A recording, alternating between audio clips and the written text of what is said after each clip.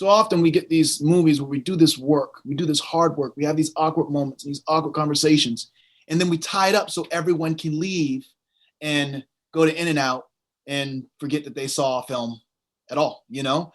And I try to make films that pour lead in people's shoes, you know, so they can't get up and they're stuck and they're asking themselves, if this is true, then what am I doing to change it?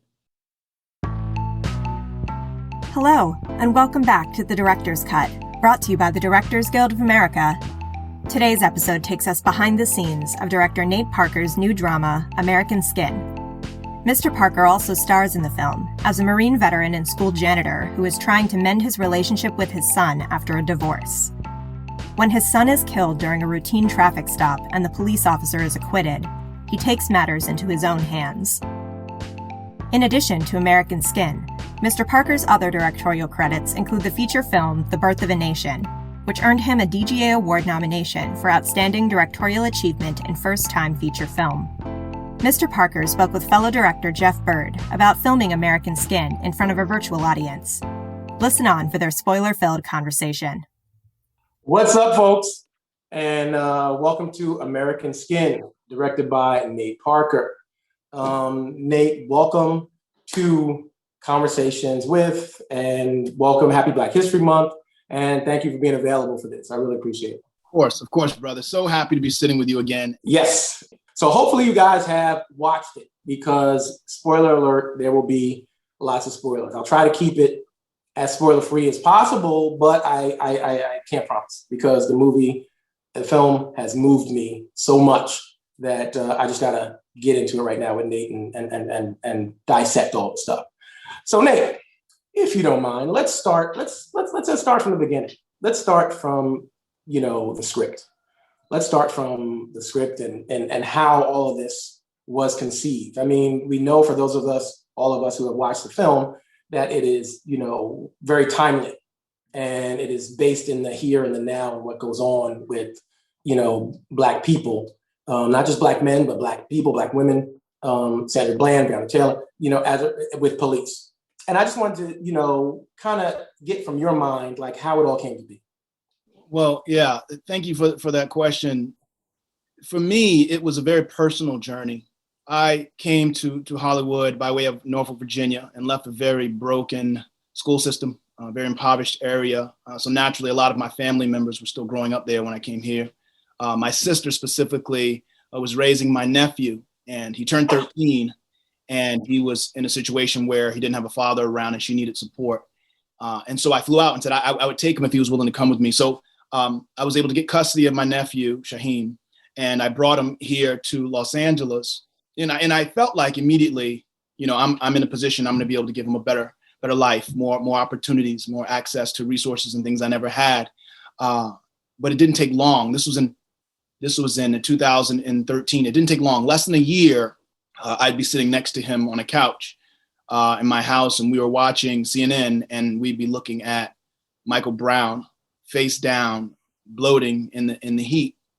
And my nephew, if you can imagine sitting next to someone that is, in the ballpark of age, and he's looking at this body uncovered, just sweltering. And, he turned to me and he said, "Uncle Nate, what do I do if I get pulled over on my bike on my way to school?" And it hit me right at that moment that for all the movies that I try to do that are socially responsible and culturally responsive, for all the, the work I do, that I try to do films that are about our progress and our growth, I didn't have an answer in that moment.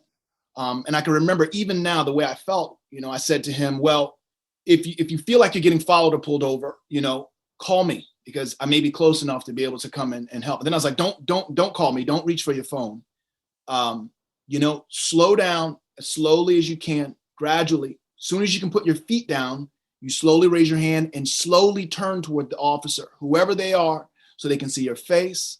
They can see your humanity. They can see you're younger than you look, because he's taller than me, even back then.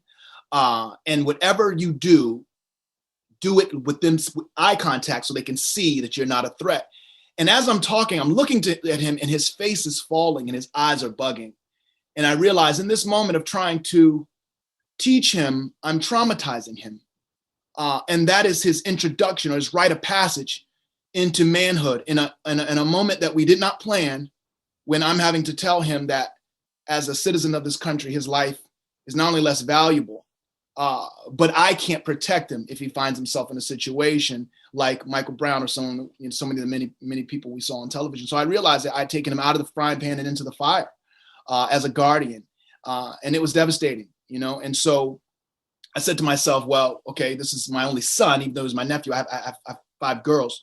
But I told him, I'm going to get you an answer. And I'm going to get an answer not only for you, but for those girls in there as well. And so began my journey to figure out in what way I could use my art to create something that could bring a voice to that feeling I felt in my spirit when I felt like I let him down and that I had to traumatize him to protect him. But in doing so, I created I broke something in him. And that began the journey of the script, or which started off as a think piece, essay type thing. And then 2018, 2019 is when I started writing the script and was able to get the financing and make the film. Okay, so then, man, let me tell you something. I mean, I don't know if people understand the weight of that conversation. I know all of us, Black folks understand the weight of that conversation, but, I applaud you for being able to have it in that way that you did, because I remember when I had the conversation, when my father had the conversation with me, and and everybody, I've given the conversation to like my nephew, so that means a lot that you had that and that you felt the weight of the trauma you were putting onto him. Okay, so let's stick. I'm going to try and stick with craft quite a bit, just because I have to, because the film affected me in such a way. So let's stick with the craft. So you got the script done, and then you said you went to get the money, and you went to, because this film is a true independent film in a world where, and I say that not to disrespect other films that are independent, but there are a lot of films now that are independent, but then you find out later this was backed by Netflix, or that was backed by Amazon, but this was a true independent film. How did you go about getting the money for such a, what some would say polarizing script? Right. Well, I think there's such an advantage to independent filmmaking in that you can make the thing you're passionate about. You can bring the narrative to investors that identify with that passion. And if you're crafty, you can make it for not a lot of money, So for this wasn't a career moment for me. For me, it was, how do I create a device that for all of the nephews, the sons, the daughters, the nieces and nephews, the mothers and fathers can see something that they will feel represented in, and in a way that hasn't been done in a movie-like way. The original plan was to make the film for $100,000. A guy told me, I pitched it to him. He was like, "Hey, I got $100,000 on it." And I said, "Well, the way I want to make it, I can. For me, anyone that ever works with me, I don't think about money. I think about getting it done. How do I get this done? If I have to use iPhones, if whatever the obstacle in front of me, how important is this story? And how desperately do I need to tell it? And then everything else kind of happens from there. So I didn't try to make it for no money. I just was ready to make it with no money. And so I was working with one of my producers, Tarak Ben Amar, and he asked me what I had up next. And I said, well, I'm recruiting for this film that I think I'm gonna make for $100,000. And he was like, $100,000 movie? Like, what is this movie about? And I told him, and he was just, we were at a dinner, and I want to say we were with his son. And both of them were like, that film needs to be made. And then Tarak said, if that script existed, I'd finance it right now. And I'd put money into that. So what ended up happening is he called a friend of his, Mark Berg, and they said, we could, put together, $500,000 or whatever. And so what started as a $500,000 movie ended up being less than $1 million. But that's how it started. It was myself, my business partner, other producers, Lucas, Zach. We are a very motley crew of filmmakers that we approach the business in one way, and that is tell the story. No matter how much money there is, just tell the story. And so, we kind of just put together a blueprint on how we would approach it. And I'd done short films in this way for years and years. And I basically, told my producing partners, outside of Mark and Tarak, I said, look, this movie is going to either really progress us in a way that excites folks, or it's going to polarize us in a way that I don't know how to predict. But that said, if we can't get distribution, we're going to put it on YouTube, because that's how important we think this movie is. And that was like the early conversations. It was it was fun. You know, it felt like art for real, because we didn't have anything. You know, when you're making a movie for no money, you can't pay everyone, so everyone participates, and there's nothing better than that. It's nothing better than calling an actor and saying, "Look, I value your talent. I have no money, so you're going to participate right beside me." It's an easy yes when it's a story that we all feel needs to be told. But I did that for crew and everyone. You know, I said, this is not a money play for me, so I'll participate with everyone all the way down the line to get the best people involved with this film, because I believe the way we truth tell in this story will impact lives. If we get it wrong, we've done a disservice to every, you know, victim of police violence. We've done an injustice to the very people who are being programmed by a system of policing that is destructive, that is in so many ways racist and biased. So we all agreed that we had to get it right. So, you know, in going to Tarak and Mark and them coming on, really not just with money, but saying anything we can do, and even getting their hands dirty and doing producerial work, it positioned us to have a film that we cared about so desperately that every frame was fought for. There were no throwaway frames, because everyone understood what we were trying to do with respect to changing the narrative around this circumstance in the United States of America. Oh, it's amazing, amazing. Okay, so you got that done. You got the money, and then, you know, I'll get to something near and dear and close to my heart. The casting. Obviously, you know, because my sister, I say near and dear to my heart because my sister, Tracy Twinkie Bird, was your casting director. That's right. And, you know, and I know, she does an amazing job, and so do other directors, you know, like she worked with Brian Coogler, and now she's worked, you know, how many times now have you guys worked together? Man, I mean, a number of times. I've known her since probably my first couple of weeks in Hollywood as an actor. You know, she's a heavyweight. She is more than capable. She is an oracle in ways, in the way that she can read a script and instantly conjure up ideas that work right away. I think about the story the way we were able to hire Sierra Capri, you know, yes, because it's very important for this film. It's very important that the protagonist not be Lincoln Jefferson, but the protagonist be Jordan, the filmmaker. You know, from a technical standpoint, he drives the narrative, right?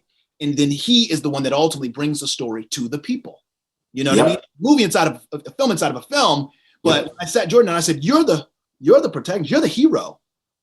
My character's a grieving father, but you're the one that is responsible for the change that's going to happen in the film, and the change is going to happen after the film with respect to it spilling into the street. So to go back to Twinkie, she was able to help me when I was looking for roles, pull people together. One that would do it for the money, and that were open to the art of it, and two, those who would just be excited at the opportunity. You know, when you think of, you know, Omari Hardwick, you think of Theo Rossi, you think of, you know, Milana Jackson, Shane Paul McGee, Sierra Capri, Bo Knapp. These are, you know, some of them are more known than others, but the ones that aren't known were present in every moment. You know, and again, I give credit to Twinkie because we spent long hours reaching out to people, trying to convince them that they'd make $2, but this will be a legacy moment for them. I mean, and it certainly was and is and will be after, you know, all is said and done. I mean, the casting that you had and the cast that you directed and molded.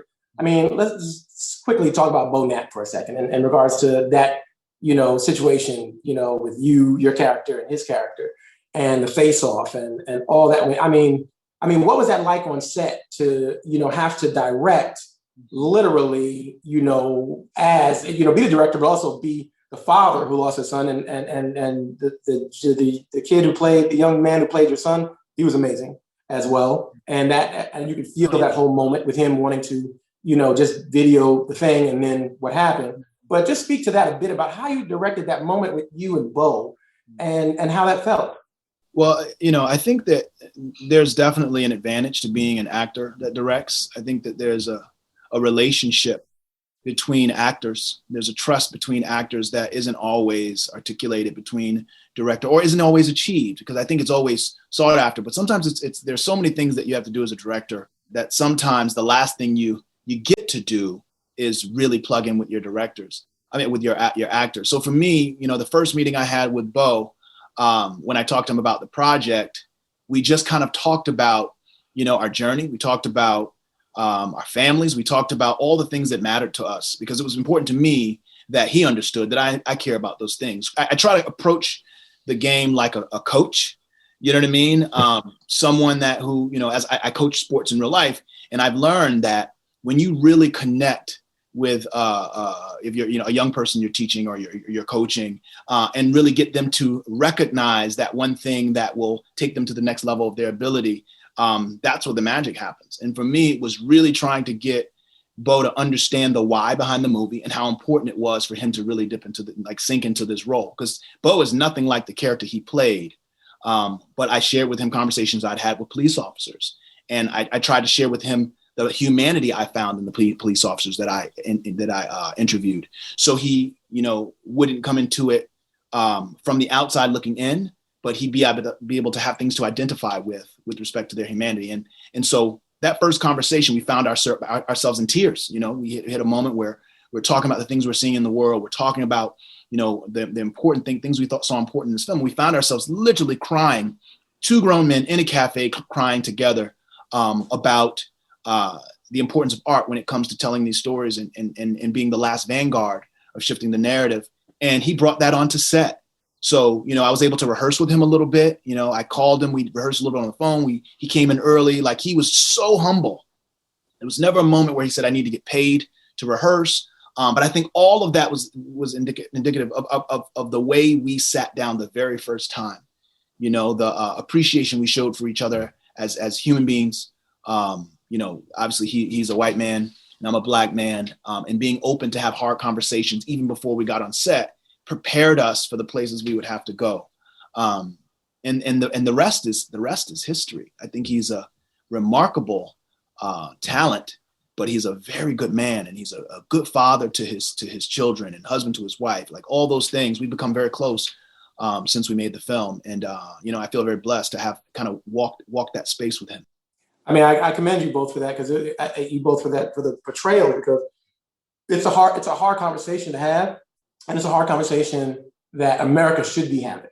That America as a whole and every microcosm in between, whether it be Domino Sugar Plant or the DGA or we should be having those conversations and facing up to those things. And I think the beauty of it is the arc that you and Bo had in it was towards the end. What happened? You guys, there was a mutual understanding, even in that moment. And so much so that, he was like, hey, I will walk you out. I will, let's go out there. And I won't say what happens after that, but I just think it was, amazing. And let me just talk about one other thing real quick on, now we're talking about the direction of the character. Theo Rossi and that character, man, I would say it's the Theo Rossi of it all. And then that gentleman, that Latino man who was like, look, and they had that whole conversation, and you didn't even do the subtitles, which I thought was amazing. I said, no, let them have their conversation. And if you don't understand it, then go find a Latino friend, call somebody, reach out to your community, and then get them to translate it for you, and then have a conversation about it, because that's a much needed conversation too that needs to happen. What's happening with Black and brown people, and Black and Asian people, and all those things. So I another feather in your cap for starting that conversation, and also the brown and brown conversation. So just speak to that a little bit and how that came about. And that brother was so real. I mean, Theo was real too, but that other guy, oh my God. He was remarkable, Felix. So I'll speak to that first. So how do you tell a story like this in a way that is so authentic that people can't see the seams, as I call them? Well, if you're going to have, people who are portraying inmates or felons, why not hire people who have had an intersection with the prison industrial complex. And Felix and a few other of the brothers that were in that jury were people that I'd found that had recently served time. They were returning citizens. So Chris, the brother with the Muslim brother, I found him at a spoken word event on bail reform. So I went to this thing that my one of the executive producers, Mike Novogratz, does a lot of work, and we work together on bail reform. And he had a guy come out and do spoken word. And when Chris came off of Paying the Poet is what he goes like. When he came off the stage, I said, brother, can I talk to you? Pulled him to the side. I said, I'm making a movie. I'd love to know if you'd be open to being an actor. And he's like, but I'm not an actor. I said, it's okay. I said, because if you can channel what you just did on that stage, that spoken word, into the character that I'm thinking in my script, we will be golden. It will be magic all over the place. And he was very insecure in it, but I won him over the course of the next few weeks. And then he flew out from Virginia and he portrayed the role. Same thing with Felix. I met Felix through ARC. Scott Budnick has an organization called the Anti-Recidivism Coalition, where he helps young brothers and sisters who are returning citizens get to work. So our craft services were two young ladies that were returning citizens. Our DIT was a returning citizen. We had almost 140 years represented on that set with returning citizens that were channeling their work into this project for us. And so, that to me was very important, and I'll speak to the other thing, just the whole idea of their conversation. I fought for that. Obviously it's from a creative standpoint, from an art standpoint. You can imagine the pushback I got from not wanting to put subtitles. And it was the feeling of, well, what if people don't get it? And I said the same thing you said. I said, well, then they can ask a Latino brother or sister or Hispanic person. They can, because it inspires the very thing that we haven't tried yet when it comes to changing the narrative. And that is conversation. Brian Stevenson speaks on proximity. He said, you can't solve a problem you're not willing to get close to. Mm-hmm. So all of us want to deal with police violence, want to deal with white supremacy, or deal with the racial disparity, all of these things without ever getting close to the very people that could give us perspective, this perspective we need to change or to impact that situation. So for this, putting all these people in a proximate environment, there could be nothing but good that would come out of it, because we're having a conversation that we so often appropriate, right? It's so easy to stand back and say, you know what? Police need to talk to the African-American community. But you know what? Our politics, you know what? There are all these plays at the conversation, but there's so few real conversations. When Miss Tamir Rice's mother wanted answers, you know what she got? She got a statement. That's it. Michael Brown's mom wanted answers. Breonna Taylor's family wanted answers. You know what they got? A statement. No one got to talk to those police, and those police didn't get to represent themselves. So, in the spirit of Sidney Lumet, I wanted to create, and I know I may be getting ahead of myself, we'll probably be going here soon, but I wanted to create a hostage situation where no one could leave, and we were given a real opportunity to talk, rather than the image of the white cop and the black kid crying on Instagram, the LAPD giving a barbecue in the black neighborhood. Those things don't fix anything. They just don't, and we find ourselves passing on this legacy of pain and trauma and brutality and intimidation right down to the next generation, to our children. You know what I mean? That it's not right. It's not responsible. It's not patriotic. So I just wanted to kind of flip a lot of those things on their head by simply creating proximity between these characters who in real life would never have the opportunity to occupy the same space and ask each other uncomfortable questions. And man, it was so good. It was so good. And it was so smart. And, so within that conversation and with the way you did it, you brought up, the police and having the conversation. But, it's interesting to me. I think you and I had this conversation before in regards to, policing in the communities. And it's interesting. I mean, the catalyst behind, everything that happens in the film is you and your son driving and the cops pulling you over. Right. And so then it becomes a conversation about, okay, we can talk about defund the police. We can talk about what would replace the police for like traffic stops and things like that. But, the interesting thing is about you pulled you over, a person with a gun. And I think what people tend to forget is, cops are people that just carrying guns legally.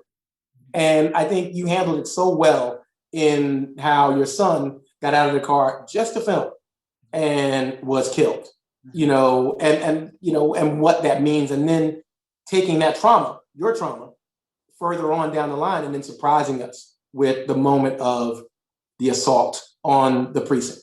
So talk to me about that for a second, the assault on the precinct and how you were able to, on such a low budget, and we won't discuss the numbers of the budget, but we know it was low because you started at 100,000. Right. Being able to do a full-on precinct assault in your film. Mm-hmm. Like, how were you able to pull that together? I mean, I've heard rumors about it. I've heard stories, but I want to hear from the architect of it all.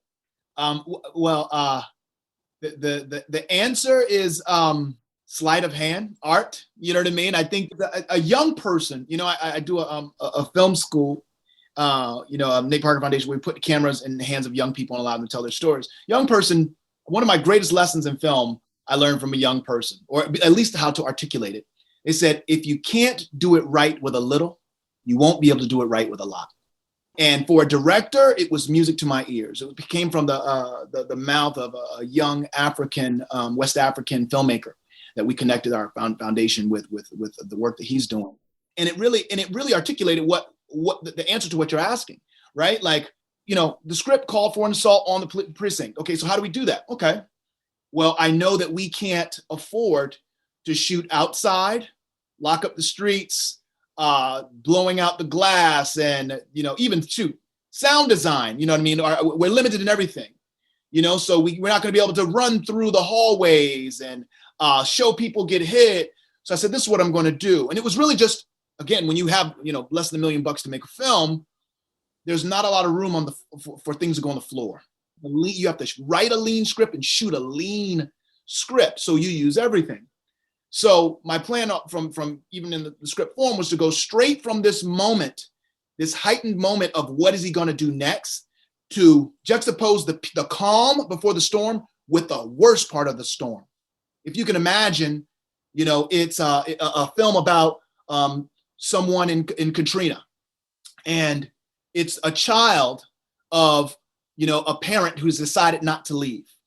And the child is watching TV and he's hearing all of these stories about how bad it's going to get, but he's not old enough to do anything about it. So he's stuck, and he's on the news and they're saying 10 feet of water, all these things. And he walks outside and he looks up at the sky, and the sky is blue. And all of a sudden he starts to see the sky start to turn. Anyone that's ever been in that situation, I'm from Virginia, so we know how the weather can come in. All of a sudden you see the weather start to come in, and instantly he's underwater, suffocating, coming up, and his face breaks the surface, right? Mm-hmm. I didn't have to shoot all of the rain starting, all the people leaving, the cars, the water at the 1 foot mark, the 2 foot mark, the 3 foot mark, the 4. All of a sudden, we've been catapulted in that place. So I kind of used the calm and the chaos to create a moment of artistic vision that, you hope the audience will kind of ride with you. And they did. It seems as though, I haven't heard anything yet. It seems like everyone believed it. But it also has to be something so arresting that it does the job in an instant that could have been done with 4 minutes of shoe leather, if that makes sense. Because I'd never seen machine guns in the precinct, and I knew that it was the type of image that would also let not just filmmakers, that look like me know, but let audience members, let victims, let people who have justifiable rage know that I'm thinking of you. I recognize your rage, and our rage is justified. And we're allowed to be angry, and we're allowed to have an image that could, even thinking it could get us hurt or, persecuted. You know what I mean? Yes. But so there was the technical, the art of it was really creating the juxtaposition. I try to do that in my films where there's peace and then there's chaos and there's only art in between. And it comes out of lack, right? If I had $20 million, I might have been coerced into shooting an entire, up the stairs and, shooting through blown out windows and diving, and flash bombs and all that. But, and innovation, came from necessity. And those are things that I think that my crew executed expertly well. And, you bring up your crew. So I that's perfectly where I was heading as well. I mean, so I agree. Your crew, masterful job at it. And one of those people I know you had is, my past roommate when I first moved to LA, Van Hayden, who was your first AD. Yeah. And, who's an amazing first assistant director. I mean, he's hard for all you directors out there. He's hard to get, but he's amazing at what he does. Yeah. And you guys, that scene, I remember I had to ask him about that scene. And, the stunts that you guys did in that scene and the other scenes, was it Julius LaFleur was your stunt person as well, correct? So, I mean, you asked the question of, did it accomplish the job? It did.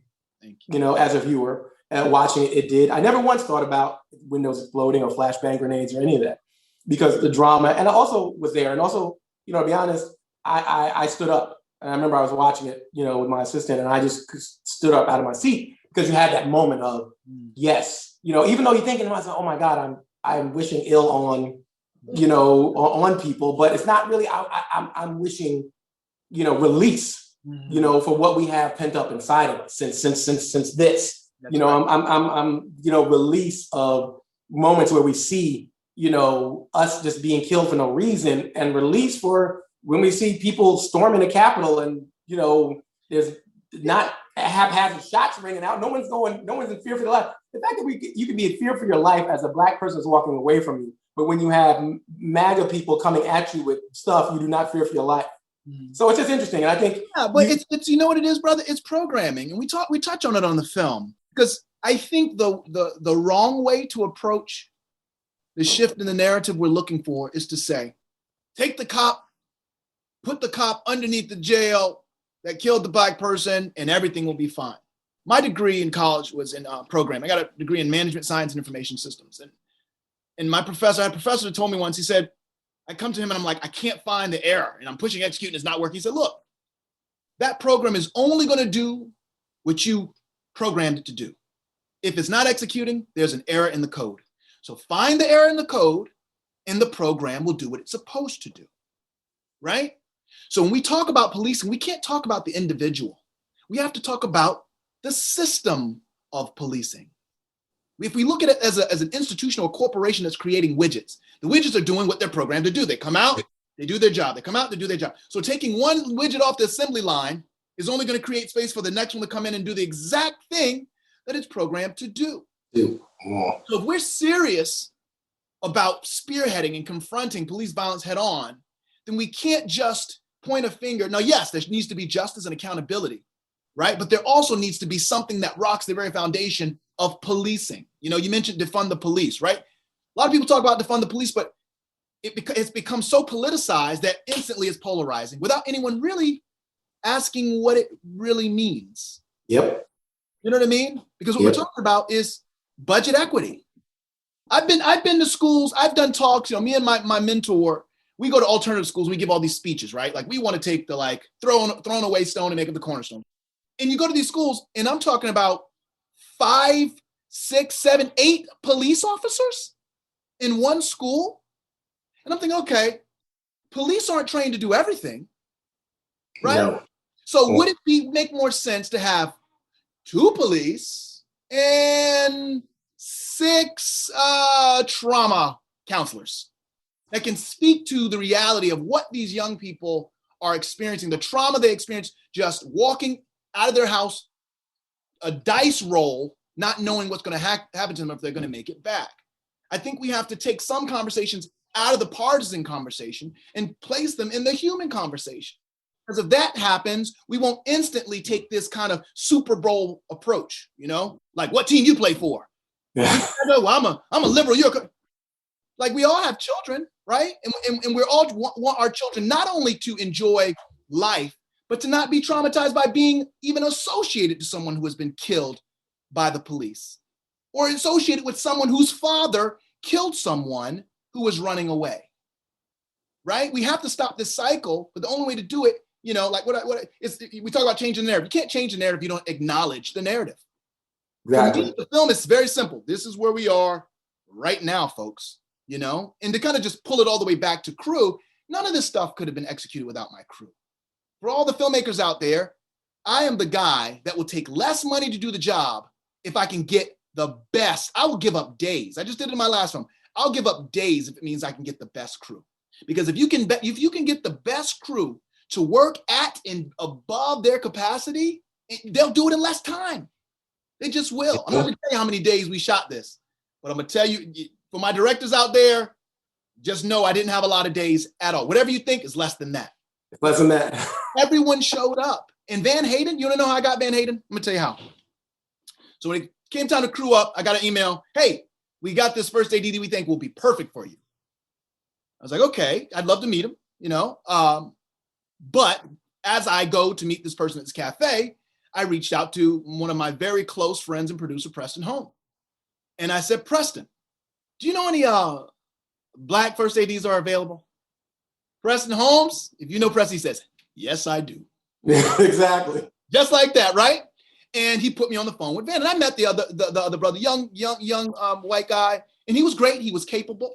But for me, in telling this story, specifically this story about fathers and sons and mothers and sons and family, you know, and pain and trauma and anger and rage and justice and accountability, I wanted the energy of those who had the blood in their veins of my ancestors.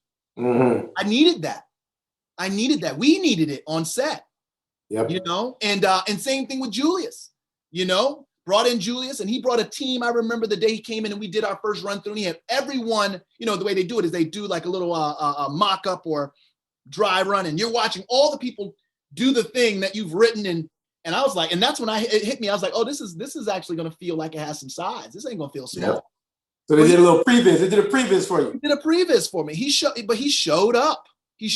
And I think that another thing to recognize, I mean, when you think about, you know, the Preston Holmes, when you think about the Van Haydens, Julius, you know, when you think about the Wynn Thomases, when you think about all these brothers and, you know, and sisters that for whatever reason find themselves overlooked sometimes, or when projects like this that represent them, that they dream about being a part of, the bigger they are, the harder the chances they can get on them sometimes. And I'm just keeping it real, you know, for everyone. Yes, please do. That's what we're here for. You know, keeping it real, you know, it means all the more. It's even more special when you can pull them in on a project like this. And you know, it reminds me, April 28, 2019, we were shooting this movie. You know what's significant about that date? It's the day John Singleton died. Yes. We were shooting this movie, and we were in the middle of one of the scenes, and Van came over to me and he said, Nate, I need to talk to you. I said, okay. And I went into the room, and it was him, it was myself, and I want to say that Julius may have been there as well. And he said that, you know, John passed. And I couldn't imagine being with more relevant company. It meant so much to me that a brother I look at as an elder to me that understood, one, knew John very intimately, but also knew what John meant to me, was the one that pulled me in the room to tell me that one of our brothers in arms, a pioneer, had passed away. And we had to keep shooting that day. And we were very alone. But I remember thinking to myself, man, like, this is my hero, and he's gone. But if he was here, he'd say, Nate, keep shooting. And but we carried that. We carried the spirit of John with us as we shot. You know, I don't know what he would have felt about the film, but his DNA is in it. I know that. I think he would have loved the film. I think if you're looking at John's body of work, I think he would have loved that film, and also not just his body of work, but his heart, his soul, his intensity and his spirit. You know, for a Black subject matter and speaking the truth to power, and that's what your film does. That's exactly what your film does. It's so amazing. And so, you know, staying a little bit on the crew a bit. So you had that, and then you also had your production designer. Jeffrey Kirkland. He also did, so Jeffrey Kirkland is one of the best production designers in the business. He did The Right Stuff. You know what I mean? Like he did Children of Men. And he did this movie. And I want to say Jeffrey is like 79 now, or so 78. Wow. Wow. And he did this movie and you saw the way it looked. He brought amazing big budget studio vision to this tiny, $1 million film. And what I love about Jeffrey is he never makes you feel like you don't have enough. He just comes to you with his plan. You know what I mean? And sometimes the plan involves, going to a dump where he heard that a lot of a school had closed and picking up all of these office type looking desks that we ended up using. It wasn't like, well, I don't know what we're going to do, so I got to go dumpster diving. It was, hey, good news. Found all these desks from this building that's closing down. He's always, the same thing when we did Birth of a Nation. So my producers came to me. I love my producers, but this true story came to me and said, Nate, there is no money. I'm producer Mark Moran. There's no money to build cabins. You know how when a line producer approaches you, because he says something in a way that he doesn't want you to argue or try to negotiate. Yes. He wants you to say, dang, he says, Nate, I got to tell you, there's no money to build these cabins. I said, okay. And I said like this, dang. I said, Jeffrey, what are we going to do? He said, I got a plan. Don't worry. I don't know what he did. I don't know how he did it. But we had cabins that looked like they came from $100 million movie. And I think that a director is only as good as the approach of his crew, because everyone can come and work hard.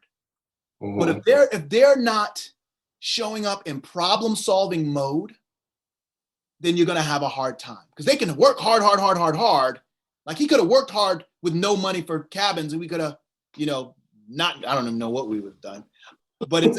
But when you have people, even like Van, Van would text me at 3:00 in the morning and say, you want to look at these boards? I think I got it. 3 a.m. And I'm out of bed, open up my computer to look at these boards, because we're trying to solve, how are we going to shoot 12-page days, Nate? We're just going to shoot them. You know what I mean? So I really take a lot of credit. Like when it comes to, I honestly believe a director's only as good as his crew. If your crew's not with you, you ain't going to get nothing done. If you do, it's not going to be worth salt anyway.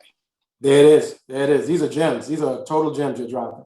All right, so now let's go over the arc here a little bit. And your character has come in there and taken over the precinct and had your trial of the officer, of Bo's character, and understandings are being felt, and people are feeling the feelings that they're feeling, and then the decision is to, hey, we're not going to kill this guy.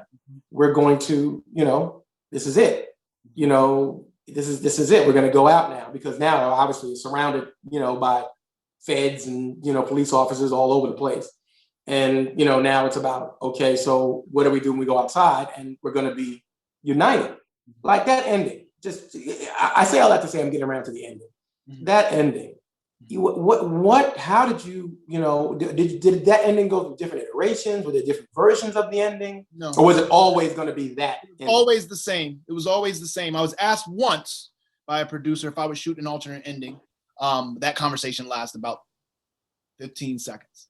I was never interested, I felt like it was so important not to let anyone off the hook.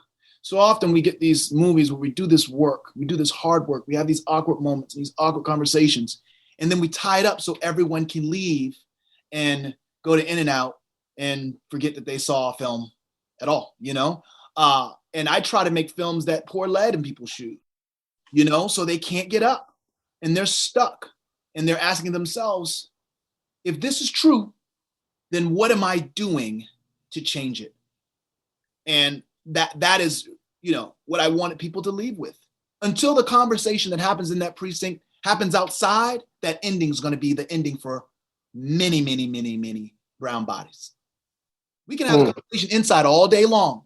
How many conversations do you have in your comfort of your own home about the things that need solutions, things that need to change. But then we go into the world and we're just afraid. We're politically correct. We're partisan. We're all these things that grabs our tongue and allows us to occupy the space of people that we know need to change, or we know need a perspective shift, or people just aren't always willing to take the conversation outside of the comfortable space. So that's what the ending, was about. I think that me personally, when I think of, Oscar Micheaux, or Paul Robeson, Paul Robeson said, the artist must decide if he will fight for bondage or freedom.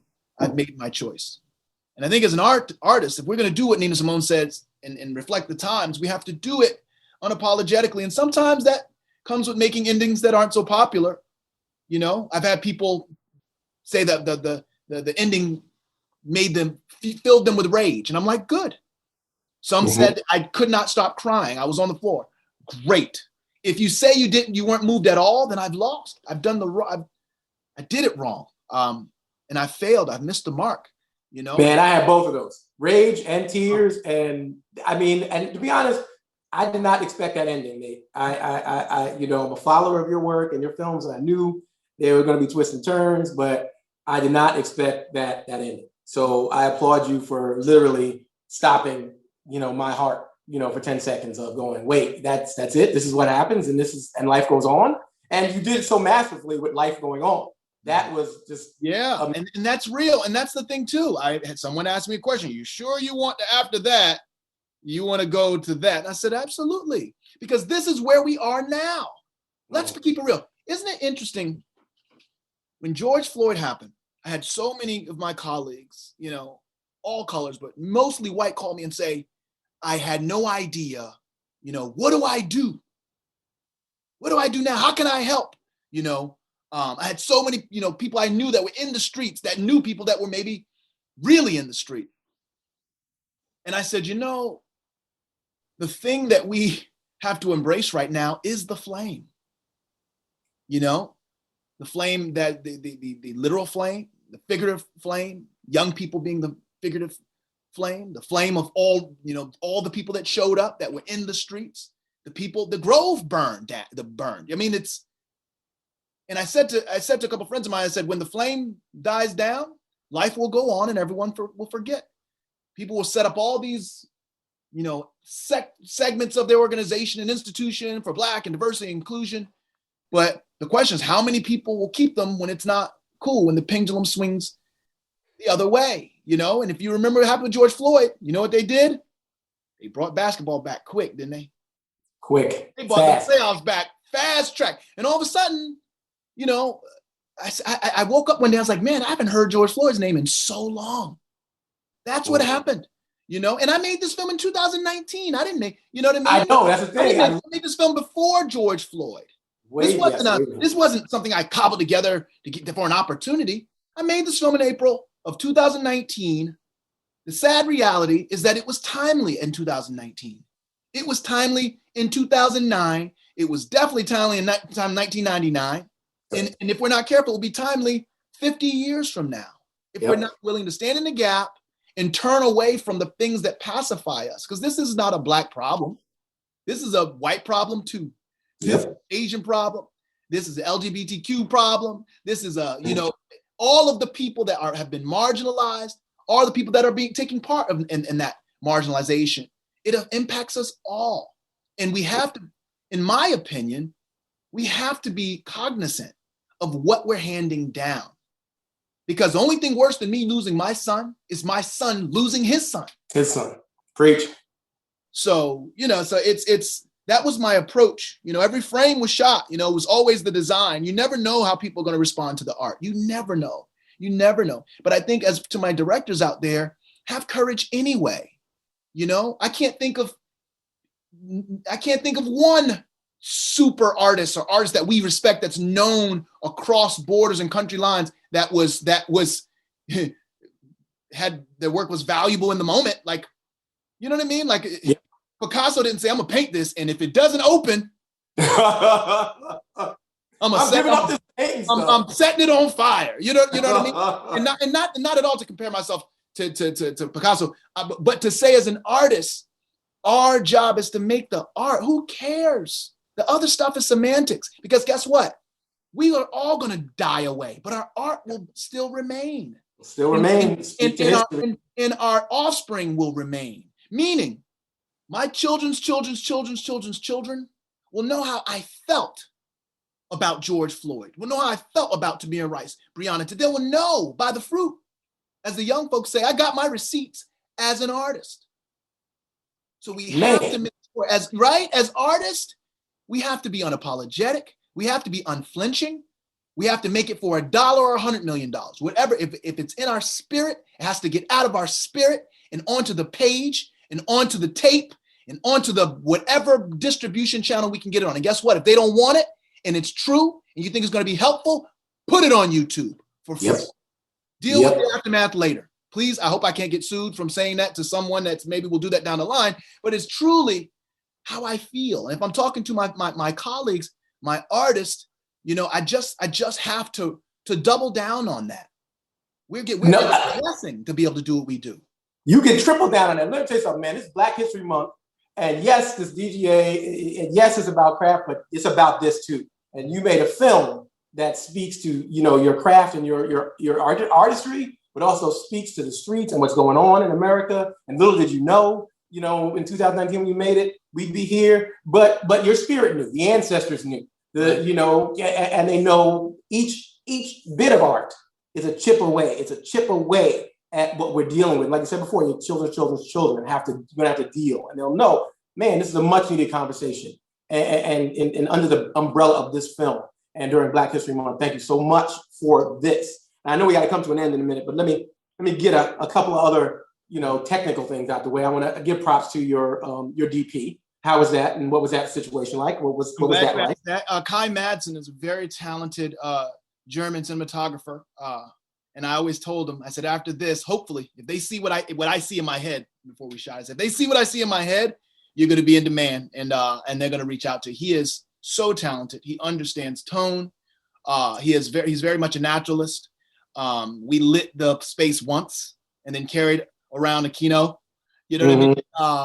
And it looks the way it looks because of him. We in the very beginning, we decided, initially we were like, we're going to go all the way documentary and only shoot found footage, and we found our way. There were some things classically we wanted to do to really drive story, but we shot in this film, we shot iPhones, we shot stick-up cams, we shot GoPros, I shot an Alexa, shot a Red, shot dash cam. Every medium that you can imagine, we wanted to represent for a couple reasons. One, for the filmmaker, go shoot it. It is equal amount that, we shot more iPhone stuff than you can imagine. We shot more, and we just left the surveillance cameras running the whole time. We'd shoot scenes and then have the roaming cameras. There's sometimes we were shooting 5 cameras at once. We tell all the cameras to go away. We'd shoot a moment so it'd be on the security cams. We wave everyone back in. And I told people, don't worry about who's in the way. That's why we have editors. And everyone knows the editor has rewrite. So we were like, if you're in your way, I said, if someone's in your way and you're getting something you think is strong, tap them. You know what I mean? Like, so we would, we have Kai shooting one thing, holding another camera, handing one off, getting down with the other camera, passing another camera. It was the most bizarre spectacle you've ever seen on the outside looking in. But I think that's why we had the realism we were able to achieve, because we just cycled and shot, put everything in the Avid, and then, the incomparable Billy Weber had to make sense of it. Your editor did an amazing job. He did an amazing job with that. He's one of the best. I mean, you can't do, but you could do worse than someone who's on Days of Heaven. You know what I mean? Like he's the best. You see what I mean? Like, filmmakers, go get it's so funny. Steve Rosenblum edited Birds of a Nation. You know how I got Stephen Rosenblum? I begged him every single day. The worst thing his agent could have did was give me his information, his personal information. I called him every day. He said no, even when I was on set, and I kept asking. And then one day he said, well, look, if I were to do it, and then I knew I had him. Braveheart. You know what I'm saying? The guy did Braveheart, so you know he's going to show up. Same thing with Billy Weber. I got in touch with Billy Weber through a friend and begged him. I said, look, and Billy Weber said, I don't want any money. What kind of editor doesn't even want to get paid? He's like, oh, I do this for free. I talked to him on like a Wednesday at like 9 a.m. After lunch, guess who walks onto the set? We're shooting in Glendale. Billy Weber. And guess how I met him? He was walking, he walked up to me. I heard someone in my ear. I hadn't seen him in real life. And he was like, what you shot was great. I turned, he was like, yeah. And you're right. You don't need to turn around. You don't need that part. I'm like, Billy. He was like, Billy Weber. Take the shots, guys. Go after the very best people you can get. Take the shot. But worst they can say is no. Get that personal number and blow them up. They'll either say yes or it'll be a restraining order. But if